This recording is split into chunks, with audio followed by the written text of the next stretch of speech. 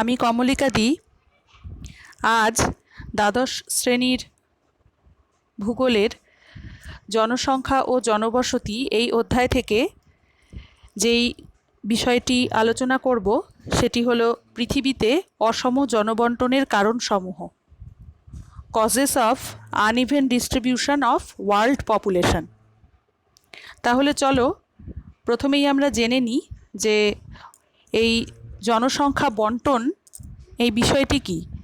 এর আগে তো আমরা অন্যান্য ভিডিওতে আলোচনা করেইছি এবং তার থেকে আমরা জেনেছি যে কোনো একটি অঞ্চলে বসবাসের উপযোগী অনুকূল পরিবেশের তারতম্যের জন্য পৃথিবীর বিভিন্ন অঞ্চলে কিন্তু জনসংখ্যার বন্টনও যেমন আলাদা, তেমন জনসংখ্যার ঘনত্বও কিন্তু সমান নয়। জনঘনত্ব বিষয়টি কিন্তু এর আগে আলোচনা করা হয়েছে, মানুষ জমির অনুপাত কী ইত্যাদি বিষয়গুলো তোমরা জানো। তাহলে এই যে জনসংখ্যার ঘনত্বের একটি বৈষম্য তৈরি হওয়া বা জনসংখ্যার বন্টনের ক্ষেত্রে যে বৈষম্য তৈরি হওয়া, তার পেছনে কিছু কারণ রয়েছে।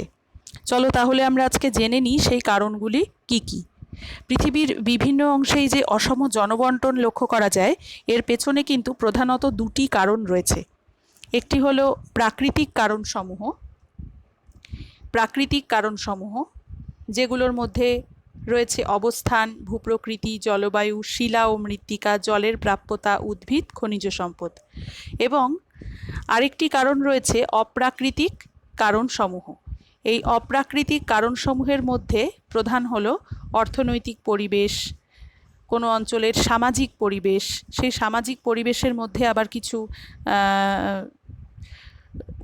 আলাদা আলাদা উপাদান রয়েছে, যেমন ধর্মীয় প্রভাব, সাংস্কৃতিক প্রভাব রয়েছে। এগুলো আমরা পরবর্তীতে আলোচনার সময় বিস্তারিত জানতে পারবো।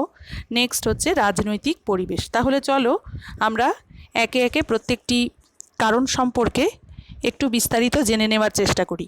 প্রাকৃতিক কারণসমূহ, তাহলে অবস্থান কিভাবে কোনো জায়গার জনঘনত্ব তথা জনবন্টন তথা জনঘনত্বকে প্রভাবিত করে। তাহলে আমরা তো জানি যে কোনো দেশ বা মহাদেশের নির্দিষ্ট অবস্থান সেই অঞ্চলের জলবায়ুকে নিয়ন্ত্রণ করে, কারণ এই যে অক্ষাংশের ভিত্তিতেই কিন্তু আমরা পৃথিবীতে বিভিন্ন তাপমণ্ডল নির্ধারণ করতে পারি। তাহলে আমরা বুঝতেই পারি যে কোনো জায়গার অক্ষাংশের পরিপ্রেক্ষিতে কিন্তু সাধারণত জলবায়ুর তারতম্য ঘটে থাকে। অর্থাৎ অক্ষাংশ অনুযায়ী বলা যায় কোনো, বা এভাবেও বলতে পারি যে অক্ষাংশ কোনো জায়গার জলবায়ুর তারতম্যের প্রধান নির্দেশক। তাহলে সেটি কি? আমরা তো জানি যে নিম্ন অক্ষাংশে অবস্থিত যে সমস্ত এলাকা রয়েছে, সেই নিম্ন অক্ষাংশে অবস্থিত এলাকায় প্রচণ্ড উষ্ণ আর্দ্র জলবায়ু বিরাজ করে থাকে। এছাড়াও উচ্চ অক্ষাংশে যে সমস্ত এলাকাগুলো রয়েছে সেখানে কিন্তু খুব ঠান্ডা। আমরা জানি যে অতি তির্যক সূর্যরশ্মির কারণে সেই অঞ্চলে কিন্তু বছরের বেশিরভাগ সময় ঠান্ডা থাকে। এই প্রবল শৈত্যের কারণে সেই অঞ্চলে কিন্তু কৃষিকাজও তেমনভাবে হয় না এবং সেইভাবে উদ্ভিদের বাড়বৃদ্ধিও হয়নি। এই কারণে সেই অঞ্চলটি কিন্তু জনবিরল অঞ্চল, অর্থাৎ জনসংখ্যার ঘনত্ব সেখানে কিন্তু খুবই কম। আবার দেখা যায় যে মধ্য অক্ষাংশে যে সমস্ত জায়গা রয়েছে সেখানে একটি নাতিশীতোষ্ণ ধরনের আবহাওয়া, অর্থাৎ না শীত না গরম, কোনোটারই তীব্রতা সেই ধরনের নয়। সেই কারণে কিন্তু অনুকূল এক ধরনের জলবায়ু তৈরি হয়েছে, খুব আরামদায়ক এক ধরনের জলবায়ু তৈরি হয়েছে, যার দরুন সেই অঞ্চলে অবস্থিত যেই সমস্ত দেশ সেখানে কিন্তু কৃষিকাজ, পশুপালন, ব্যবসা বাণিজ্য ইত্যাদির প্রভূত উন্নতি লক্ষ্য করা যায়। তাহলে আমরা মোটামুটি জানতে পারলাম। আবার নিরক্ষরেখা কাছাকাছি যে সমস্ত অঞ্চল আছে সেখানেও কোনো কোনো জায়গায় বিভিন্ন ধরনের জনঘনত্বের বৈচিত্র্য লক্ষ্য করা যায়। কোথাও কম, কোথাও বেশি। তাহলে এভাবে আমরা কিন্তু অক্ষাংশের পরিপ্রেক্ষিতে বা বিভিন্ন দেশ মহাদেশের অবস্থানের পরিপ্রেক্ষিতে, অক্ষাংশগত যেই অবস্থান তার পরিপ্রেক্ষিতে আমরা বুঝলাম যে কিভাবে পৃথিবীতে জনসংখ্যার বিরাট তারতম্য বা জনঘনত্বের বিরাট তারতম্য তৈরি হয়েছে। নেক্সট আমাদের যেই পয়েন্টটি রয়েছে সেটি হলো ভূপ্রকৃতি। তাহলে ভূপ্রকৃতি বিষয়টি কি? পৃথিবীতে তো বিভিন্ন অঞ্চলে ভূপ্রাকৃতিক বৈচিত্র্য বিভিন্ন রকমের। তাহলে কোথাও রয়েছে যেমন সমতল ভূমি, কোথাও রয়েছে বন্ধুর পার্বত্য অঞ্চল বা মালভূমি অঞ্চল, উঁচু নিচু মালভূমি অঞ্চল, কোথাও রয়েছে পার্বত্য অঞ্চল, কোথাও রয়েছে সমভূমি অঞ্চল। তাহলে খুব স্বাভাবিকভাবেই আমাদের বাস্তব অভিজ্ঞতা থেকেই আমরা বলতে পারি যে বন্ধুর ভূপ্রাকৃতিক যে সমস্ত অঞ্চল রয়েছে সেখানে কিন্তু জীবন ধারণ খুবই কষ্টকর।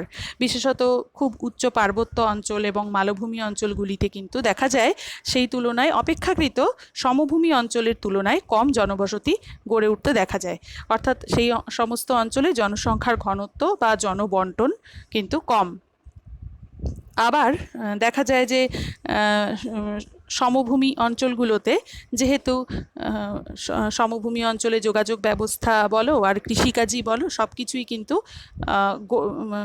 গড়ে তোলা যায়, কৃষিকার্যও ভালোভাবে করা যায়, যাতায়াত ব্যবস্থাও ভালোভাবে গড়ে তোলা যায়। এই কারণে কিন্তু ঘন জনবসতি গড়ে ওঠার পক্ষে আমাদের সমতল ভূমি বা সমভূমি অঞ্চলগুলো অনুকূল। এই কারণে দেখা যায় যে ভূপ্রকৃতি এভাবেই কিন্তু জনবন্টনকে প্রভাবিত করে।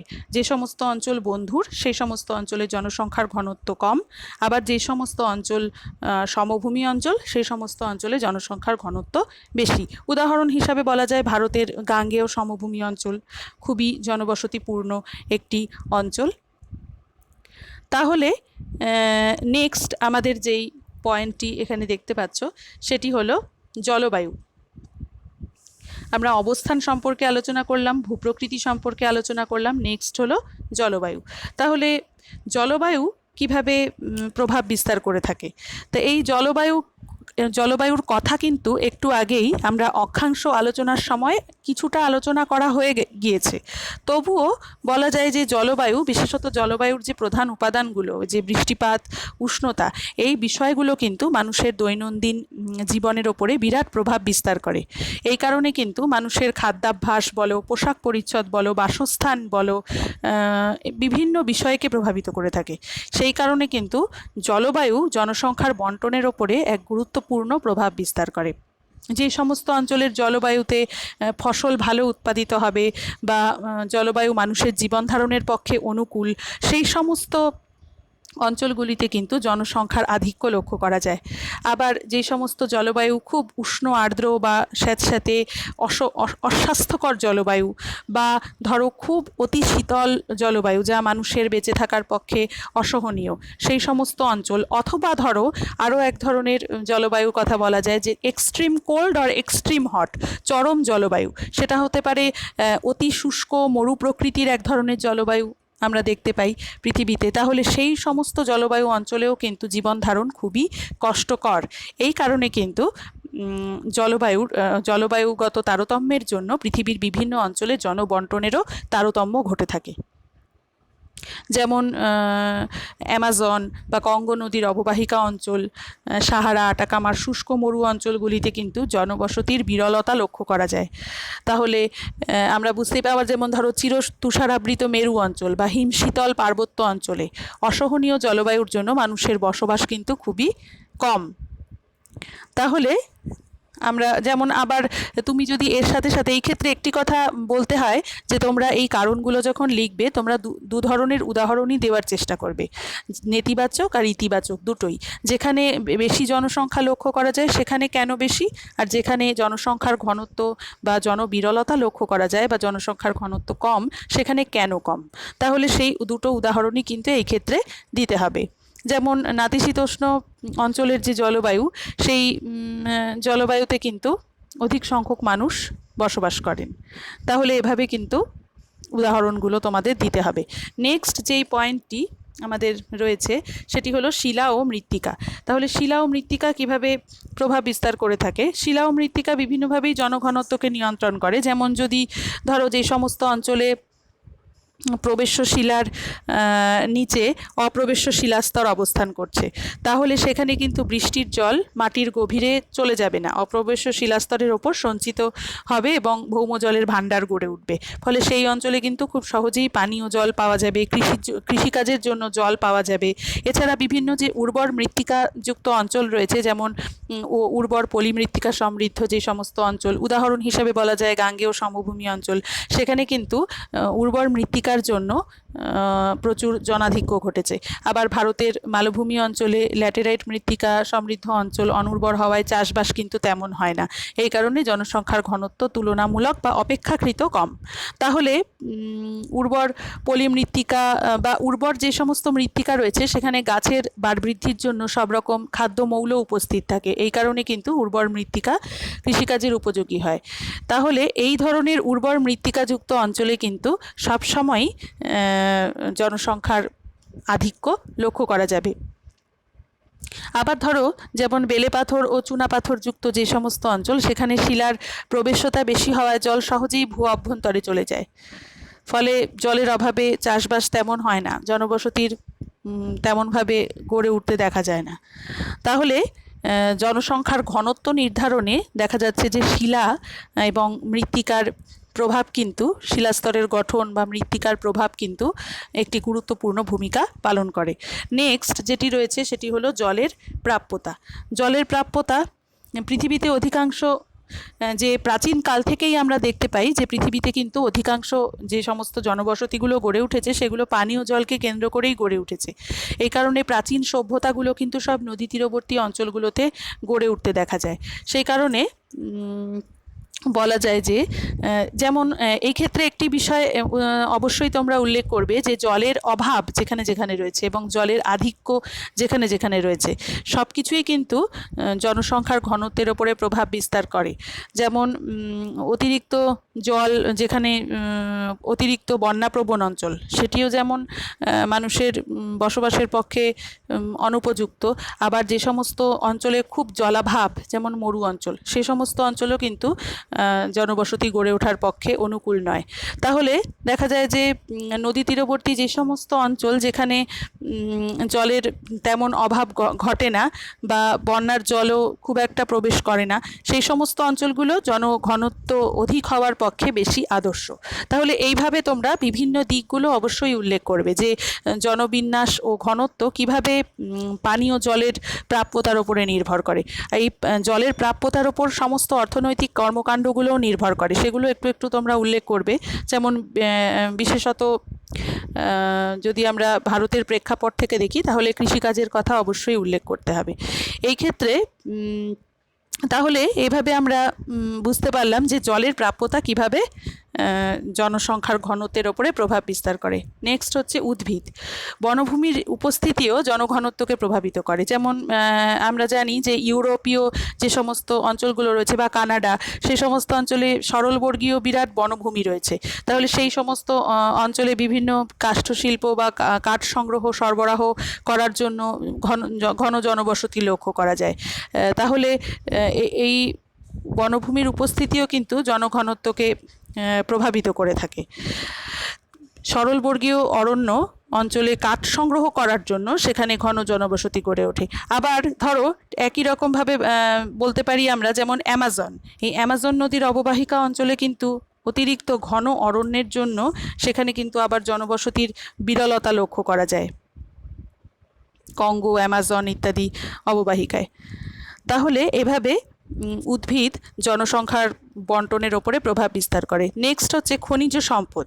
খনিজ সম্পদ, এই খনিজ সম্পদ একটি বিরাট অর্থনৈতিক দিক বলা যায়। এই খনিজ সম্পদ উত্তোলন, যে সমস্ত অঞ্চলে খনিজ সম্পদ পাওয়া যায় সেই সমস্ত অঞ্চলে কিন্তু জনসংখ্যার অধিক ঘনত্ব লক্ষ্য করা যায়। আবার যেমন ধরো যে সমস্ত অঞ্চলে উষ্ণ মরু অঞ্চল ও বন্ধুর মালভূমি অঞ্চলে সাধারণত আমরা দেখতে পাই যে জনবসতির অনুকূল পরিবেশ নেই, কিন্তু তবুও দেখা যায় যে কোনো কোনো জায়গায় মালভূমির কোনো কোনো অঞ্চলে, বন্ধুর মালভূমিতে কোথাও কোথাও খনিজ দ্রব্যের উপস্থিতির জন্য কিন্তু অনেক সময় ঘন জনবসতি গড়ে উঠতে দেখা যায়। তাহলে এভাবে তোমরা পড়বে, যেমন মধ্যপ্রাচ্যের যে মরুপ্রায় অঞ্চলগুলি, সেখানে কিন্তু খনিজ তেল পাওয়া যায় জন্য সেই সমস্ত অঞ্চলে আবার ঘন জনবসতি গড়ে উঠেছে। আবার কোনো কোনো কোনো জায়গায় যেমন অস্ট্রেলিয়ার মরু অঞ্চলে সোনার খনিকে কেন্দ্র করে বড় বড় শহর গড়ে উঠেছে। তাহলে এভাবে তোমরা উদাহরণ সহযোগে এই বিষয়টি লেখার চেষ্টা করবে এবং পড়ার চেষ্টা করবে। তাহলে এবার চলো আমরা চলে যাই অপ্রাকৃতিক কারণসমূহ। অপ্রাকৃতিক কারণের মধ্যে প্রথম হচ্ছে অর্থনৈতিক কারণ। তাই অর্থনৈতিক কর্মকাণ্ডগুলো কি কি যা আমাদের জনসংখ্যার বন্টনকে প্রভাবিত করে, চলো আমরা জেনে নিই। প্রথমত, যেমন দেশের যে অর্থনৈতিক পরিস্থিতি তা কিন্তু জনসংখ্যার ঘনত্বকে বহুলাংশে নিয়ন্ত্রণ করে। দেশের অর্থনৈতিক অবস্থা আবার কিছু কিছু বিষয়ের ওপর নির্ভর করে, যেমন কৃষিকাজ, শিল্প, ব্যবসা বাণিজ্য ইত্যাদির উন্নতির ওপরে নির্ভর করে। এই অর্থনৈতিক দিক থেকে যে সমস্ত অঞ্চল অনুন্নত বা সম্পদের প্রাচুর্য নেই যে সমস্ত অঞ্চলে, সে সমস্ত অঞ্চলে কিন্তু জনবসতির জন্য যেহেতু অনুকূল পরিস্থিতি নেই, এই কারণে জনসংখ্যার ঘনত্ব কম হয়। আবার অন্যদিকে দেখা যায় যে অর্থনৈতিক দিক থেকে সচ্ছল বা অনেক প্রাকৃতিক সম্পদের প্রাচুর্য রয়েছে, কর্মসংস্থানের সুযোগ রয়েছে, সেই সমস্ত বড় বড় এলাকা অঞ্চলগুলোতে কিন্তু জনসংখ্যার আধিক্য লক্ষ্য করা যায়, জনঘনত্ব বেশি হয়। যেমন উত্তর পশ্চিম ইউরোপের দেশসমূহ বা আমেরিকা যুক্তরাষ্ট্রের উত্তর পূর্ব অঞ্চল কৃষি শিল্প বাণিজ্যে উন্নত, তাই জনঘনত্ব বেশি। আবার পৃথিবীর কিছু কিছু গুরুত্বপূর্ণ বন্দর রয়েছে, বাণিজ্য কেন্দ্র রয়েছে, যেখানে কর্মসংস্থানের সুযোগের জন্য মানুষ গিয়ে সে সমস্ত অঞ্চলে ভিড় করে। কিছু কিছু উদাহরণ দিতেই পারো, যেমন new York, London, Singapore, Kolkata, Mumbai ইত্যাদি। তাহলে এই সমস্ত অঞ্চলে কিন্তু জনসংখ্যার ঘনত্ব বেশি। নেক্সট হচ্ছে আমাদের যেই কারণটি রয়েছে সেটি হলো সামাজিক কারণ। এই সামাজিক কারণকে আমরা দুভাবে ব্যাখ্যা করতে পারি। প্রথমত, ধর্মীয় প্রভাব। এই ধর্মীয় কারণে কিন্তু নানা স্থানে ছোট বড় শহর গড়ে উঠেছে অনেক স্থানে। সেখানে অনেকে ধর্মীয় পীঠস্থানে বহিরাগতরা সেই অঞ্চলে গিয়ে ভিড় করে এবং জনসংখ্যার ঘনত্ব বাড়ায়। তাহলে এইভাবে যেমন ভারতের ক্ষেত্রে উদাহরণ রয়েছে হরিদ্বার, বারাণসী, পুরী ইত্যাদি ধর্মীয় শহরগুলোতে কিন্তু জনসংখ্যার খুব বেশি আধিক্য লক্ষ্য করা যায়। তাহলে এভাবে কিন্তু আমরা বলতে পারি যে ধর্মীয় কারণে সারা পৃথিবীর বিভিন্ন অঞ্চলে কিন্তু জনসংখ্যার বন্টন প্রভাবিত হয়। নেক্সট হচ্ছে সাংস্কৃতিক প্রভাব, যেটা সামাজিক পরিবেশকে আমরা আরও একটিভাবে ব্যাখ্যা করতে পারি যে সামাজিক পরিবেশের মধ্যে আরেকটি প্রভাব হচ্ছে সাংস্কৃতিক প্রভাব। যেমন মানুষের শিক্ষা দীক্ষা, জ্ঞান, বিচার বুদ্ধি ইত্যাদি যখন উন্নত হয়, তখন ধীরে ধীরে কিন্তু কোনো একটি অঞ্চলের কারিগরি প্রযুক্তিবিদ্যার উন্নতি হয়। তখন সেই উন্নত প্রযুক্তিবিদ্যাকে কাজে লাগিয়ে মানুষ কিন্তু বিভিন্ন নতুন নতুন প্রাকৃতিক সম্পদ আহরণ করা, তাকে ব্যবহার করা বা নতুন নতুন সম্পদ সৃষ্টি করা ইত্যাদি ক্ষেত্রে মানুষ সক্ষম হয়। ফলে সেই সমস্ত অঞ্চলে কিন্তু জনসংখ্যার ধীরে ধীরে বৃদ্ধি ঘটতে থাকে, জনসংখ্যার আধিক্য লক্ষ্য করা যায়।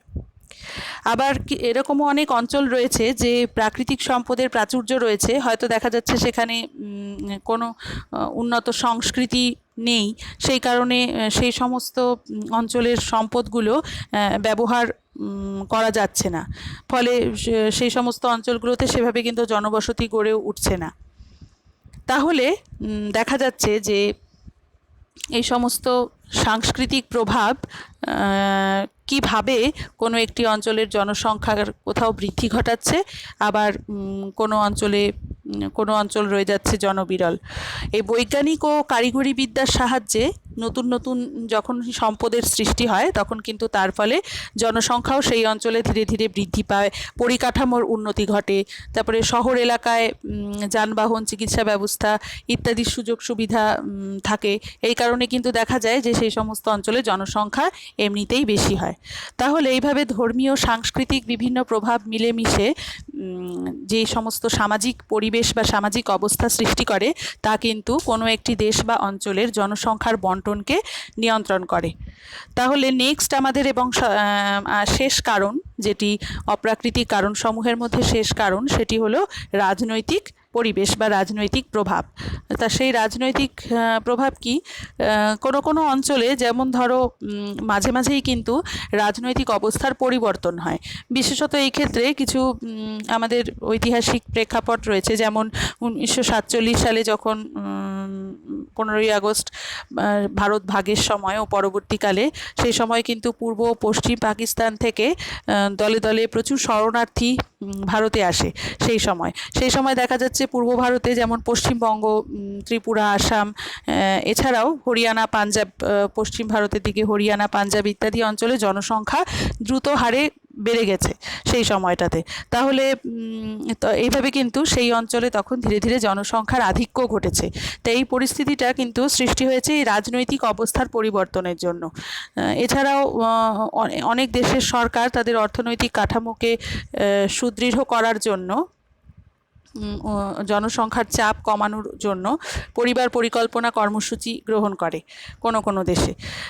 সেই ক্ষেত্রে আবার তখন সেই সমস্ত অঞ্চলগুলিতে যেহেতু এই রাজনৈতিক প্রভাবের জন্য সরকারের তরফ থেকে যেহেতু পরিবার পরিকল্পনা কর্মসূচি গ্রহণ করা হয়েছে, সেই কারণে কিন্তু অনেক সময় দেখা যায় সেই অঞ্চলে জনসংখ্যা তেমনভাবে বাড়তে পারে না। তাই এইভাবে বিভিন্ন রাজনৈতিক প্রভাব কিন্তু নানানভাবে অনেক সময় জনসংখ্যার বন্টনকে প্রভাবিত করে থাকে।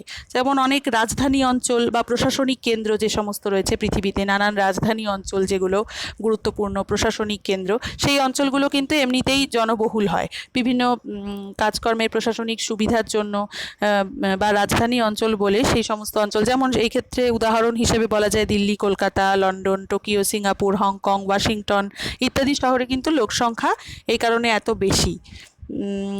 এছাড়াও এই সমস্ত কারণ ছাড়াও আরও কিছু কারণ রয়েছে, যেমন ধরো পরিযান বা পরিব্রাজন বা মাইগ্রেশন। এই পরিব্রাজন, যেটা একটু আগে বললাম শরণার্থী আগমন, তা সেরকম পরিব্রাজন, অনেক সময় পরিব্রাজন কিন্তু বিভিন্ন ক্ষেত্রে বিভিন্ন রকমভাবে ঘটে থাকে। কোথাও দেশের মানুষ এক জায়গা থেকে আরেক জায়গা, দেশের মধ্যে কোনো অঞ্চল থেকে কোনো অঞ্চলে কর্মসংস্থানের উদ্দেশ্যে যেতে পারেন, অথবা দেশের মানুষ বাইরে যেতে পারেন, বাইরের মানুষ দেশে প্রবেশ করতে পারে। এইভাবে কিন্তু কোনো একটা অঞ্চলের জনসংখ্যা বেড়ে যায়, কোনো অঞ্চলে জনসংখ্যা হ্রাসপ্রাপ্ত হয়। এভাবে কিন্তু যেই অঞ্চলে জনসংখ্যা লোকজন যায় সেই অঞ্চলের জনসংখ্যা বেড়ে যায়, আবার যেই অঞ্চল থেকে মানুষ চলে যায় সেই অঞ্চলের জনসংখ্যা হ্রাসপ্রাপ্ত হয়। এইভাবে কিন্তু দেখা যায় যে পরিযান বা পরিব্রাজন বা মাইগ্রেশন কিন্তু জনসংখ্যার বন্টনকে প্রভাবিত করে থাকে। তোমরা এই পয়েন্টটাও অ্যাড করে দিতে পারো অপ্রাকৃতিক কারণসমূহের মধ্যে। তাহলে আজ এইটুকু থাক, আবার নেক্সট ভিডিওতে আমরা জনসংখ্যা ও জনবসতি অধ্যায় থেকে আরও অন্যান্য বিষয়ে আলোচনা করব।